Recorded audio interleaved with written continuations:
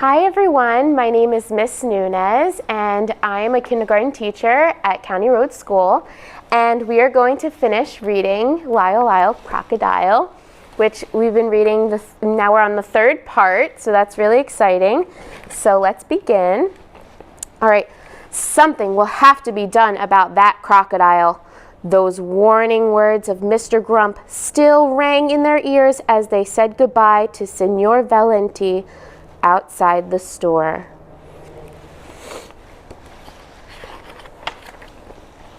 Mr. Grumps at last made good his threat to do something about that crocodile.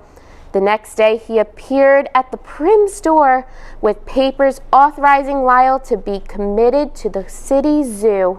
The zoo? Mrs. Prim exclaimed miserably. Whatever will Lyle be doing in the zoo? He'll be doing whatever it is normal crocodiles are supposed to be doing, snapped Mr. Grumps, who wasn't being at all nice about it. The Prims examined the papers. They appeared to be in order. Oh no. There was little they could do, at least for the moment, to prevent Mr. Grumps from putting Lyle in the zoo. Lyle's first night was difficult indeed. Oh no, how would you feel if you were behind bars like that? That's not nice. Not wanting to seem unsociable, he decided to join the other crocodiles, who were cozily piled together. Just when he thought he had gotten himself comfortable on top, he awakened to find himself crushed to the very bottom. That doesn't look too comfortable.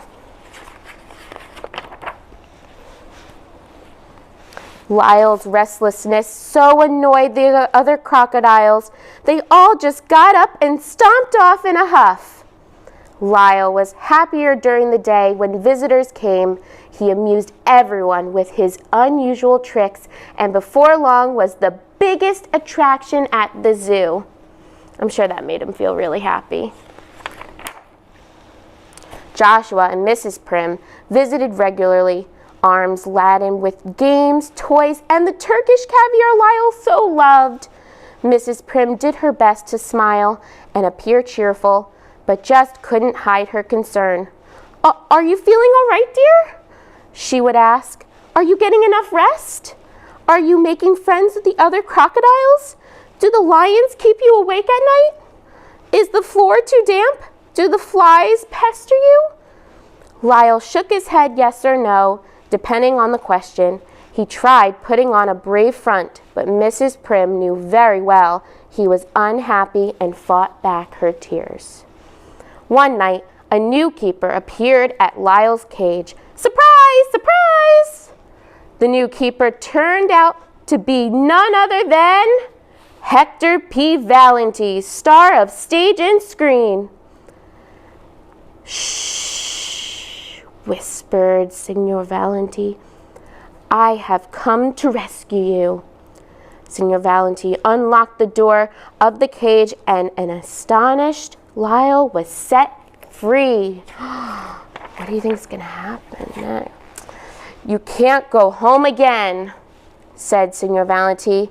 When they had to put the zoo behind them, Signor Valenti was bursting with ideas. We'll put our old act together again, he said. We'll fly to Australia. They'll love us in Australia. Lyle groaned. The very thought of never seeing the house on East 88th Street again was grim indeed and too much for him to endure. I'm sure he must have felt really sad being away from his family. Signor Valenti read his thoughts and decided Lyle should have one last look at the house on East 88th Street. Approaching now sleeping street, they were suddenly met with a wall of dense smoke. The smoke, they realized with horror, was coming from Mr. Grump's house. While Signor Valenti ran to signal the alarm, Lyle broke into the house and rescued still sleeping occupants. Oh my goodness, look, you could see in the picture, you could see the smoke. Oh no, I hope everyone's going to be okay. A gasping, frightened Mr. Grumps and his cat were led to safety of the street. Now the Prims and the entire neighborhood were awake and witness to Lyle's heroism. Mr. Grumps couldn't thank him enough. "Ladies and gentlemen," said Mr. Grumps to the crowd of onlookers, "Lyle is the bravest, kindest, most wonderful crocodile in the whole wide world. I would consider it a privilege and a pleasure to have him as our neighbor once more." "Hooray!" shouted the Prims. "Hooray!" shouted the crowd. Wow, that must have made him feel really good. You see, they're even holding up his hand. Oh, look, there's Loretta. Lyle moved back to the house on East 88th Street that very night. Several days later, a farewell party was given by the Prims for Signor Valenti, who was leaving to seek fortune and adventure in Australia. "Remember," said Mr. Grumps, speaking to Signor Valenti, "should you change your mind about leaving, a job in my store will always be yours just for the asking. We need people with your kind of talent and ability." Everyone smiled happily. That was kind of him to offer that to him. Even Loretta. Oh, look at them hugging. That's so nice. And that's it. The end.